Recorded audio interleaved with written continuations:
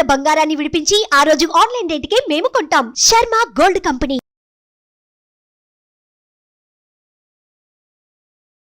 నమస్కారం డాక్టర్ ప్రదీప్ జోషి గారు. శ్రీమాత్రే నమః.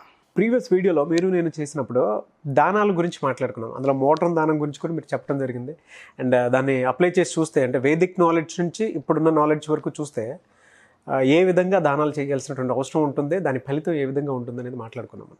అందులో ఒక పాయింట్ చెప్పారండి మీరు, కుటుంబానికి సంబంధించినటువంటి లైఫ్ స్టైల్ ఉంటుంది చూసారా, దానికి సంబంధించి అది కూడా మార్వాడీస్ లైఫ్ స్టైల్ గురించి మీరు చెప్పడం జరిగింది. అందులో ఒక చిన్న పాయింట్ దాని ఎందుకో నాకు మళ్ళీ అడగాలనిపించింది. అందరూ చెప్తూ ఉంటారు సపరేట్ డిఎన్ఏ వ్యాపార సామ్రాజ్యం స్థాపించాలి అని అంటే వాళ్ళకి మాత్రం అది సాధ్యమవుతుంది అనేటువంటి విధంగా మాట్లాడుతూ ఉంటారు. దాని వెనక ఉండేటువంటి స్టోరీ ఏంటండి అసలు? అంటే ఆ వే ఆఫ్ స్టైల్లోకి వాళ్ళు వెళ్ళడానికి వాళ్ళకి సపరేట్గా ఎటువంటి ప్రిన్సిపల్స్ ఉంటాయి, రూల్స్ అండ్ రెగ్యులేషన్స్ పెట్టుకుని వాళ్ళు ముందుకెళ్తారంటారు? శ్రీ గురుభ్యో నమః. శ్రీమాత్రే నమః.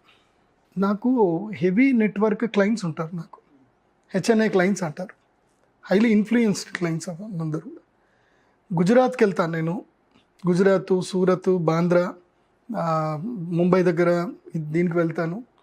సో బద్లాపూర్లో నా క్లయింట్స్ ఉన్నారు. ముంబై, గుజరాత్, రాజస్థాన్. చాలా నిజంగా చూడ్డానికి రాజస్థాన్ డిజర్ట్ లాగా ఉంటుంది, కానీ కొన్ని కోట్ల డబ్బు ఉంది అక్కడ. ఇది ఎందుకబ్బా వీళ్ళు ఇంత సక్సెస్ అవ్వడానికి కారణం ఏంది అని నాకు మా నాన్నగారి నుంచి ఉన్న క్లయింట్స్ నా దగ్గరికి వచ్చేసారు కంటిన్యూగా. నేను వెళ్ళి వాళ్ళ కుటుంబ వ్యవస్థను చూశాను. అద్భుతమైన కుటుంబ వ్యవస్థ. ఫస్ట్ మనం తెలుగు వాళ్ళు ఒకటి నేర్చుకోవాలి. మన తెలుగు వాళ్ళ దగ్గరనే మనము ఎక్కువ చెప్పాలంటే తెలుగు వాళ్ళని ఒక కైండ్ ఆఫ్ ఒక టీము తెలుగు వాళ్ళని మొత్తం భ్రష్టు పట్టింది. తెలుగు వాళ్ళ కుటుంబ వ్యవస్థను నాశనం చేయడానికి ఒక వ్యవస్థ పనిచేస్తుంది. అది మీ అందరికీ తెలుసు. అందుకోసమనే తెలుగు కుటుంబాలు రాను ఒకప్పుడు ఉమ్మడి కుటుంబాలు ఉంటుండే. మనం తూర్పుగోదావరి జిల్లా వెళ్ళినా అప్పుడు ఆ లోగిళ్ళు పెట్టిన ఉంటారు కదా, అక్కడ ఇళ్ళు ఎన్ని ఉమ్మడి కుటుంబాలు ఉంటుండే, ఎంత హాయిగా సంతోషంగా ఉంటుండే. రాను ఒక కైండ్ ఆఫ్ దాంతో మొత్తం చిన్నాభిన్నం అయిపోయాయి కుటుంబాలు. ఒక్కటి గుర్తుపెట్టుకోండి, యుగం మారుతూ ఉంది. కృతయుగము, త్రేతాయుగము, ద్వాపర యుగం మారుతూ ఉంది. యుగానికి తగ్గట్టుగా కుటుంబ వ్యవస్థలు బలపడాలి. సంఘే శక్తి కలౌ యుగే అని శాస్త్రం చెప్తుంది. ఏంటి? సంఘే శక్తి కలౌ యుగే అంటే కలికాలములో నువ్వు హాయిగా ఆనందంగా సుఖంగా బతకాలి అన్నా, నిన్ను నువ్వు ప్రొటెక్ట్ చేసుకోవాలి అన్నా, ఈ సమాజంలో వచ్చే సమస్యల నుంచి నిన్ను బలంగా తయారు చేసుకోవాలన్నా నువ్వు సంఘటితంగా ఉండాలి. అంటే నువ్వు ఒక ఉమ్మడి కుటుంబంలోనే ఉండాలి. ఉండగలిగితేనే నువ్వు కలికాలంలో దీని నుంచి బయటపడగలుగుతావు. అవును. లేదంటే కొలాప్స్, కింద పడిపోతావు, ఇంకా చెతికిల పడిపోతావు. జీవితంలో పైకి లేవడం కష్టం. సింపుల్. బలమైనటువంటిది వేరు, బలము లేనిది వేరు. ఒక 100 పుల్లలు కలిస్తే ఒక చీపురు చెత్త మొత్తం తీసి బయట పడేయచ్చు.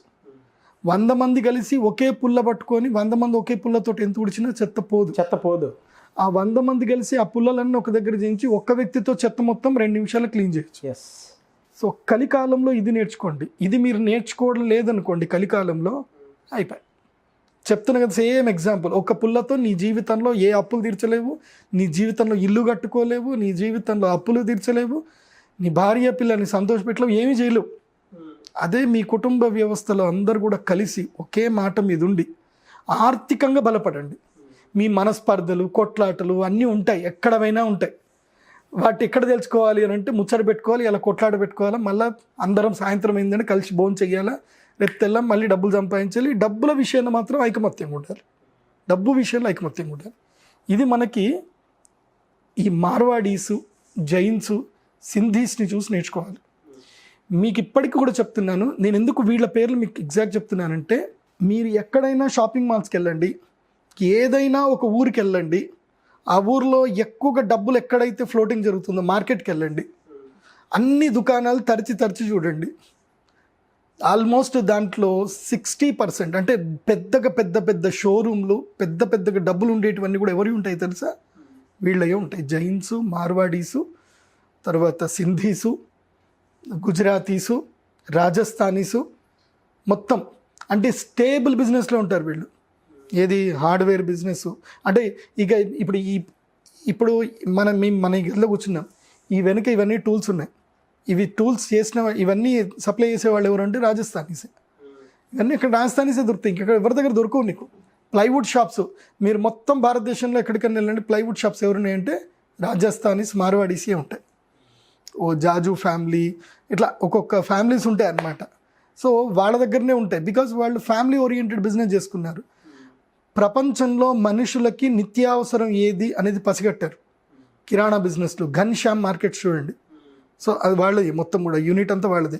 మొత్తం భారతదేశానికి మొత్తం పసుపు సప్లై చేయడం, మిరపకాయలు సప్లై చేయడం, మిరియాలు సప్లై చేయడం, సప్లై చైన్ మొత్తం వీళ్ళ దగ్గరనే ఉంది, ఇంకా వేరే దగ్గర లేదు. మీరు ఎక్కడైనా తరచి చూడండి, వీళ్ళే ఉంటాయి సప్లై చైన్స్ అన్ని కూడా. అవును. ఇన్ని గానం ఎంఎన్సీ కంపెనీస్ అన్ని they are maintaining by the only these people. దీని వెనుక ఉండే సక్సెస్ ఏంటి మంత్ర తెలుసా? ఉమ్మడి కుటుంబ వ్యవస్థ, ఆర్థిక నిబద్ధత. ఒకరికి సంబంధము దేంతో కనెక్షన్ చేశారు తెలుసా? డబ్బుతో కనెక్ట్ చేశారు. అందుకే అన్నారు ఆర్థిక నిబద్ధత. డబ్బుతో వాళ్ళు ఒకరినొకరు జీవితం ముడిపడి ఉంటుంది. నీకు అవసరం పడ్డప్పుడు నేను ఉపయోగపడతా, నా అవసరం పడ్డప్పుడు నువ్వు ఉపయోగపడతావు. అలా డబ్బుతోటి వాళ్ళ కుటుంబ వ్యవస్థను ముడిపెట్టారు. ఎనర్జీ అని. అందుకోసం వాళ్ళ కుటుంబ వ్యవస్థలు బేసిక్ మొదటి నుంచి ఏం చేస్తారు తెలుసా? గుజరాతీస్ అయినా మార్వాడీస్ అయినా, అంటే కొన్ని ఫ్యామిలీస్, నేను అందరినీ ఏం చెప్పట్లేదు, కొన్ని ఫ్యామిలీస్ నేను చూశాను, ప్రత్యక్షంగా చూసిన ఫ్యామిలీస్ ఉంటారు. వాళ్ళ ఇంట్లో పిల్లవాడు పుట్టగానే ఇంటికి పెద్ద ఒక ఆయన ఉంటారు ఇట్ల వ్యవస్థలో. ఆ పిల్లవాడు పుట్టిన దగ్గర నుంచి చక్కగా పెంచుతారు. వాడు ఎప్పుడైతే వాడికి అక్షరాభ్యాసం అయిపోయి స్కూల్కి వెళ్ళడం స్టార్ట్ అయిపోయిందో, ఊహ తిరగడం స్టార్ట్ అయిందో, వాడికి రాయడం అది నేర్పిస్తారు. అక్కడి వరకు వాడికి లెక్కపత్రం ఉండదు. రాయడం స్టార్ట్ కాగానే ఏం చేస్తారు అంటే వాడికి ఆ రోజు నుంచి రాయడం నేర్పిస్తారు. ఏంటి? పద్దులు రాయడం నేర్పిస్తారు.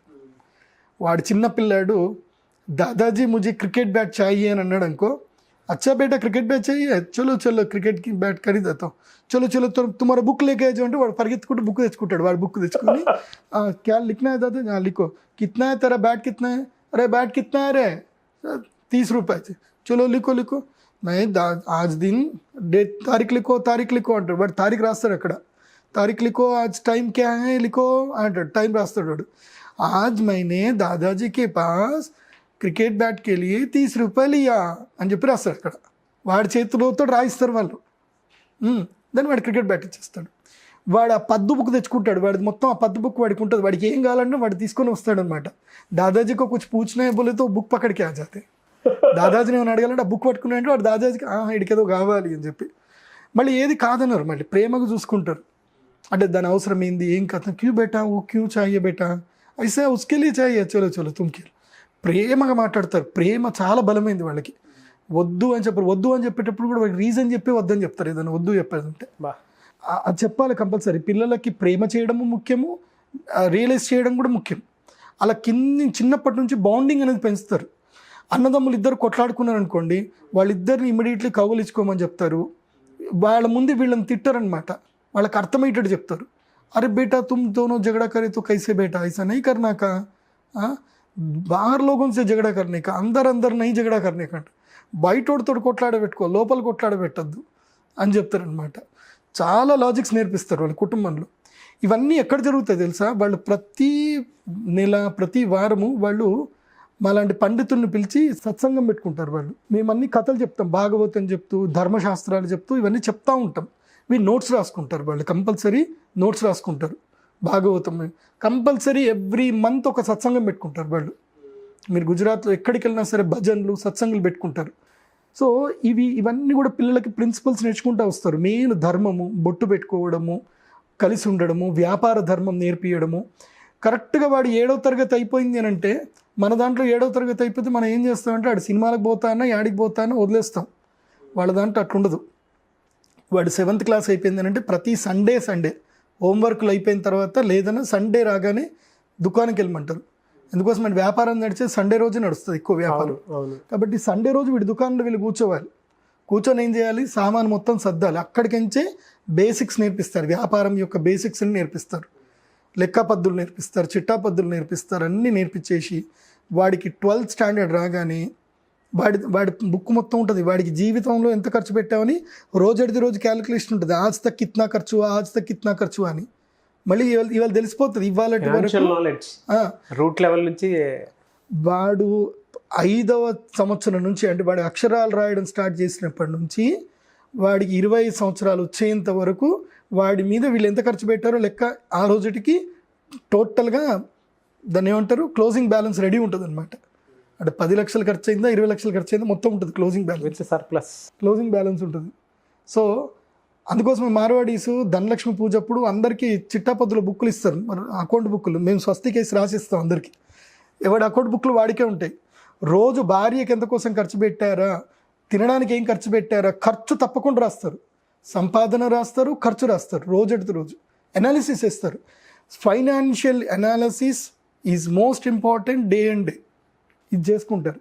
తర్వాత వీళ్ళ దగ్గర ఎన్ని డబ్బులు అయితే కుదిరినాయో ఇవన్నీ డబ్బులు కలిపి కుటుంబ పెద్ద దగ్గర పెట్టేస్తారు. మళ్ళీ కుటుంబ పెద్ద దగ్గర పెడతారు. ఎప్పటికీ నెలకొకసారి వీళ్ళు కూర్చుంటారు, నెలకొకసారి కూర్చొని క్వార్టర్లీ లేదా మంత్లీ లేదా ఇయర్లీ వన్స్ ఎంత సంపాదించాం ఏం కథ, వాళ్ళకి కుటుంబానికి వాళ్ళ కోరికలకు సంబంధించి వాళ్ళు ఏమేమి ఖర్చులు పెట్టుకున్నారు ఇవన్నీ పక్కన చెప్పాలి. మరి కుటుంబ పెద్దకు మాత్రం చెప్తారు. అన్నీ చెప్పి దాదాజీ ఇట్నా ఖర్చు కియా, ఇట్నా మిల్ గయా, క్యా కర్నా హై, చలో ఎవరెవరు డబ్బులు అందరు డబ్బులు తీసుకొని లెక్క రాసుకుంటారు, వీడి దగ్గర పద్దులు రాసుకుంటారు. అంటే ఇప్పుడు నాగరాజు దగ్గర ఎన్ని డబ్బులు ఉన్నాయి, నాగరాజు ఈ సంవత్సరం అంతా సంపాదించిన దాంట్లో 20 లక్షలు కాపాడాడు. సో నాగరాజు తమ్ముడు ఉన్నాడు కన్నయ్య అని వాడి పేరు, వాడు 30 లక్షలు సంపాదించాడు వాడి వ్యాపారంలో. వాడికి ఏదో స్పైసెస్ బిజినెస్ ఉంది, 30 లక్షలు సంపాదించాడు, 30 లక్షలు తీసుకున్నాడు. వీటన్నిటిని రాస్తారు. రాసి ఏం చేస్తారంటే ఇమీడియట్లీ వీళ్ళు నెక్స్ట్ వీళ్ళ ముందు తరాలు ఉంటాయి కదా, వీళ్ళ పిల్లలు ఉంటారు కదా, వీళ్ళ పిల్లల కోసం అని చెప్పి ఇప్పుడు 10 ఏళ్ల క్రితమే, అంటే ఇప్పుడు ఆ పిల్లవాడికి 12 ఏళ్ళు వచ్చాయి అని అంటే ఇన్వెస్ట్మెంట్ వాడి గురించి చేసేస్తారు. ఇంకా అంటే వాడి 22 ఏళ్ళకి పెరిగేసరికి వాడికి డబ్బులు వచ్చేసేయాలి, వాడికి వ్యాపారం రెడీ అయిపోవాలి. ఇప్పుడే 10 ఏళ్ల ముందే. ఇవి ఎక్కడో ఎఫ్డీలు మ్యూచువల్ ఫండ్స్ తీసుకోరు వీళ్ళు ఎక్కడ వేరే వాళ్ళకి డబ్బులే వేయరు. వీళ్ళు క్రిప్టో కరెన్సీ ఎఫ్డీలు బ్యాంకులో డబ్బులే వేయరు.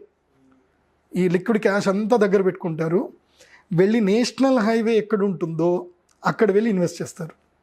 నేషనల్ హైవే లేదంటే ఏదైనా ఊరుంది, ఆ ఊరికి పొలిమేర ఎటువైపు ఊరు పెరుగుతుంది అని చెప్పి అనాలిసిస్ చేసుకుంటారు. ఆ ఊరికి ఎటువైపు పెరుగుతుందో అటువైపు కొంటారు. మెయిన్ క్యాపిటల్ సిటీకి ఎటువైపు వెళ్తుందో అటువైపు ల్యాండ్ కొనిస్తారు. ఎక్కడైనా రోడ్డు పక్కనే కొంటారు, ఇంకెక్కడ కొనరు వీళ్ళు. రోడ్డు పక్కన నువ్వు సొంతంగా, ఇప్పుడు ఉదాహరణకి నాగరాజు దగ్గర 20 లక్షలు మాత్రమే ఉన్నాయి, నువ్వు సొంతగా 20 లక్షలు పెట్టి రోడ్డు పక్కన 1 ఎకరం కొనగలుగుతావా? Commercial bit కొనలేవు.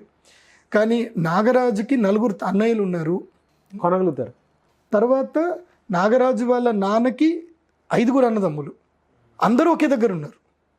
ఇప్పుడు అందరి దగ్గర 20, 30, 10, 5 వచ్చాయి. అందరూ ఒక దగ్గర డబ్బులు వేసారు. ఇప్పుడు 2 కోట్లు జమ అయ్యాయి. ఇప్పుడు నువ్వు ఎకరం పొలం కొనొచ్చు కదా ఈజీగా. నీకు అన్డివైడెడ్ షేర్ మళ్ళీ ఉంటుంది. ఇక్కడ లెక్కపత్రంలో అన్డివైడెడ్ షేర్ ఉంటుంది. మళ్ళీ ఆ రిజిస్ట్రేషన్ చేసేటప్పుడు కూడా ఏం చేస్తారంటే ఎవరిది షేర్ వాళ్ళకి పెడతారు. వాళ్ళ డబ్బుల షేర్లో ఏముందో క్లియర్గా ఉంటుంది. అందరు సబ్ రిజిస్టర్ ఆఫీస్లో సంతకం పెట్టేస్తారు. నీ అన్డివైడెడ్ షేర్ నీదే. ఓకే, ఈ ల్యాండ్ కొని వదిలేస్తారు. ఇంకా అక్కడ డెవలప్ అయ్యేంత వరకు వదిలేస్తారు. డెవలప్ అయిపోయిన తర్వాత ఏంటంటే ఈ ల్యాండ్ కాస్ట్ ఏదైతే పెట్టారు 2 కోట్లు పెట్టారనుకో, ఇది 3 టైమ్స్ అయినా జరగాలి అక్కడ వరకు. 3 టైమ్స్ అయినప్పుడు 6 కోట్లు అవుతుంది. 6 కోట్లు అయ్యే వరకు వెయిట్ చేస్తారు. 6 కోట్ల కాగానే ఏం చేస్తారంటే ఆ ల్యాండ్లో సగం అమ్మేస్తారు. లేదంటే ఏం చేస్తారంటే ల్యాండ్లో ఇంకా కన్స్ట్రక్షన్ చేయడానికి స్టార్ట్ చేస్తారు. కాంప్లెక్స్ కడతారు. ఏది కమర్షియల్ కాంప్లెక్స్ కడతారు. దీంట్లో దుకాణాలు మొత్తం వాళ్ళయ్యే. దాంట్లో మెయిన్ పబ్లిక్ లీడ్ చేసి, అంటే పబ్లిక్కి తొందరగా అట్రాక్ట్ అయ్యే ప్లేసెస్ ఉంటాయి కదా కాంప్లెక్స్లోని, అవి వీళ్ళు ఉంచుకుంటారు. మిగతా మొత్తం కూడా అమ్మేస్తారు. అమ్మేసి దాంట్లో ఫుడ్ బిజినెస్ వీళ్ళే ఉంటుంది. కాంప్లెక్స్కి వచ్చినోడు ఆకలిస్తే తినాలి కదా, వీడిదే ఫుడ్ బిజినెస్ పెడతాడు. ఇంకా అవసరమైన అన్ని వ్యాపారాలు వీళ్ళే పెట్టుకుంటారు. కామన్ సెన్స్తో కూడుకున్నటువంటి థింగ్స్ ఏవైతే ఉన్నాయో వాటన్నిటిని రిసోర్స్ కిందకి మార్చి దాని మీద వ్యాపారం మళ్ళీ అంతే కదా. మళ్ళీ కుటుంబంలో వ్యాపారాన్ని షేర్ చేసుకుంటారు. ఎంత షేర్ చేసుకుంటారంటే ఇప్పుడు హార్డ్వేర్ బిజినెస్ అంటే నువ్వు ప్లైవుడ్ బిజినెస్ పెట్టేసుకో, నువ్వు పెయింట్ బిజినెస్ పెట్టు, నువ్వు లైట్ బిజినెస్లు పెట్టుకో. ఈ హార్డ్వేరు లైటు అందరూ వాళ్ళే మళ్ళీ వీళ్ళందరూ ఫైనాన్షియల్ డబ్బులు తీసుకుంటారు తప్ప. ఇప్పుడు ఉదాహరణకి నువ్వు లైట్స్ మ్యానుఫ్యాక్చరింగ్ చేస్తున్నావు, ఓకే, నీకు యూనిట్ ఉంది రాజస్థాన్లో. మేమంతా నీ కుటుంబ సభ్యులం, నేను ఉన్నాను, మనదంతా ఒకటే కమ్యూనిటీ, మార్వాడి కమ్యూనిటీ. సో నేను నీ దగ్గరికి వచ్చి తీసుకున్నప్పుడు నేను నీకు జిఎస్టీ కూడా కట్టా. నేను ఎందుకు కడతా జిఎస్టీ? మనమంతా ఒకరికి పరిచయమే కదా, నేను నీకు క్యాష్ ఇస్తున్నా అయితే నేను నీకు క్యాష్ ఇస్తా, నువ్వు నాకు మాల్ ఇస్తావు. సో నేను అక్కడ సేవ్ అయిపోయినట్టే కదా. నెక్స్ట్ నేను నా తమ్ముడికి ఇస్తా, నేను హోల్సేల్ తీసుకున్నాను, నా తమ్ముడికి ఇచ్చా. నా తమ్ముడు వచ్చి హైదరాబాద్లో చేస్తున్నాడు, ఇంకొకడు వచ్చేసి నిజామాబాద్లో చేస్తున్నాడు, ఇంకోటి వచ్చి కరీంనగర్లో చేస్తున్నాడు. వీళ్ళందరికీ నేను డిస్ట్రిబ్యూట్ చేస్తున్నాను, కేవలం క్యాష్ మార్కెటే చేస్తున్నాం మనం. ఫైనల్గా బిల్లు పడ్డప్పుడు ఏదైతే ఉంటుందో, ఫైనల్గా బిల్లు కస్టమర్ తీసుకుంటాడు చూడు, వాడికి మాత్రం జిఎస్టీ ఇస్తారు. ఫైనల్ కస్టమర్ దగ్గర అర్థమైంది, వాడికి జిఎస్టీ ఇస్తారు. వీళ్ళన్నీ జిఎస్టీ వాడు భరించాలి. అప్పుడు తీసుకొని ఏం చేస్తారంటే వాడు అక్కడ జిఎస్టీ కడతాడు, అక్కడ జిఎస్టీ కట్టి ఇంకా వీళ్ళు ఎంత చూపించాలో అంత జిఎస్టీలు చూపిస్తారు. మహా తెలివైన వాళ్ళు, బాబ్బా వాళ్ళ దగ్గర నేర్చుకునేంత తెలివి ఇంకోళ్ళ దగ్గర ఉండదు. మొన్న ఒక ఆర్థిక నివేదన కూడా వచ్చింది, భారతదేశంలో కేవలం 8% జనాల దగ్గర మాత్రమే భారతదేశంలో 70% డబ్బు ఉంది. అంటే దాదాపు భారతదేశ రెవెన్యూ అంతా 8% వాళ్ళ దగ్గరనే ఆల్మోస్ట్ ఎక్కువ డబ్బులు ఉన్నాయి. మిగతా ఏదైతే ఉందో అంటే 70% జనాలు ఏం చేస్తున్నారు తెలుసా, జిఎస్టీలు కడుతున్నారు. అంటే భారతదేశంలో రెవెన్యూ డబ్బు ఉన్న వాడి దగ్గర నుంచి రావట్లేదు, డబ్బు లేని వాడి దగ్గర నుంచే జిఎస్టీ రెవెన్యూ వస్తుంది. డబ్బున్నవాడు కొంచెమే కడుతున్నాడు జిఎస్టీ రెవెన్యూ, ట్యాక్సులు కొంచెమే కడుతున్నాడు. అది ఏంటిది అంటే అది అంతే. సో మళ్ళీ వీళ్ళు ఏం చేస్తారు తెలుసా, వీళ్ళ ఇన్కమ్ ట్యాక్స్లు కాపాడుకోవడానికి వీళ్ళు సొసైటీ ఫామ్ చేస్తారు. మళ్ళీ వీళ్ళు ఇన్కమ్ ట్యాక్స్ కట్టాలి కదా, ఎట్టి పరిస్థితుల్లో ఉంటుంది, ఇన్కమ్ ట్యాక్స్ కట్టాలి, చేయాలి, బ్యాంకులో లోన్లు తీసుకోవాలని చేసుకోవాలి కాబట్టి ఇన్కమ్ చూపించుకుంటారు, ఇన్కమ్ ట్యాక్స్ కూడా కడతారు. కానీ ఇన్కమ్ ట్యాక్స్ సేవింగ్ చేసుకోవడానికి ఈ కుటుంబ సభ్యులు అందరు కలిసి ఒక సొసైటీ ఫామ్ చేస్తారు. మళ్ళీ ఏటీజీ అనేది ఒక సెక్షన్ ఉంటుంది, ఇది ట్రస్ట్లకు కానీ వాటికి కానీ కొన్ని ఎగ్జంప్షన్స్ ఉంటాయి. వీళ్ళు పెట్టి మళ్ళీ వీళ్ళని డబ్బులు ఏమి కొట్టరు, మళ్ళీ దాని లోపల వీళ్ళు డబ్బులు వేసి వీళ్ళు ఏం చేస్తారు, ఎవరైనా సరే వీళ్ళ కులములో వీళ్ళ వ్యవస్థలో ఎవరైనా పేదవాళ్ళు ఎవరైనా ఉంటే, పెళ్లి కాని వాళ్ళు ఎవరు ఉంటే వాళ్ళకి సామూహికంగా పెళ్లి చేస్తారు, మళ్ళీ సామూహికంగా అన్నదానాలు చేస్తారు, తీర్థయాత్రలకు అన్ని ఇస్తారు, దుప్పట్లు దానం చేస్తారు పేదవాళ్ళకి అందరికీ. అంటే వీళ్ళ కమ్యూనిటీ కాకుండా ఇంకా వేరే వాళ్ళకి ఎవరికైనా నీడీ పీపుల్ అందరికి కూడా అన్ని దానం చేస్తారు. సో ఇటు పుణ్యము చేస్తున్నారు, ఇటు ట్యాక్సులు సేవ్ చేసుకుంటున్నారు, ఇటు క్యాష్ మార్కెట్ రన్ చేస్తున్నారు. దే ఆర్ క్రియేటింగ్ మోనోపోలీ అనమాట. ఈ భారతదేశంలో మోనోపోలీ బిజినెస్ వాడి దగ్గరనే ఉంది. ఇప్పటికీ నిజం చెప్పాలంటే భారతదేశ ఆర్థిక వ్యవస్థ బలంగా ఉంది అని అంటే వీళ్ళ వల్లనే. గుజరాతీసు, మార్వాడీసు, జైన్సు, సింధీసు అండ్ సున్నీ ముస్లిమ్స్ కొంతమంది ఉన్నారు, వీళ్ళ వల్ల ఆర్థిక వ్యవస్థ బలంగా ఉంది. తెలుగు వాళ్ళు ఇది రియలైజ్ కాండి, మీరు నిజంగా చెప్పాలంటే మన తెలుగు వాళ్ళకున్న ఒక బిజినెస్ ఒక్కటే ఉంటుంది ఎక్కడ పోయినా, ఆంధ్ర హోటల్, అదొక్కటే మన బిజినెస్. మన మార్క్ ఒక్కటే ఏంటి అంటే ఆడపోయినా మన తెలుగు వాళ్ళు పోయి భోజనం పెడతారు. మన తెలుగు వాళ్ళకు కూడా గొప్పది, షిరిడి పో, నువ్వు దుబాయ్ పో, ఎక్కడన్నా పో, మన హోటల్స్ మాత్రం ఉంటాయి. కడుపు నిండా భోజనాలు పెట్టడానికి మాత్రం మన తెలుగు వాళ్ళు మాత్రం మన గ్రేట్. ఆర్థిక వ్యవస్థను బలం చేయాలి అని అంటే నిజంగా కొన్ని కమ్యూనిటీస్ ఉంటాయి సార్, ఆ కమ్యూనిటీ బలపడాలి. Thank you so much doctor Pradeep Joshi గారు. సుమన్ టీవీలో మీ పర్సనల్ అండ్ బిజినెస్ ప్రమోషన్స్ కోసం కింది నెంబర్కి కాంటాక్ట్ చేయండి.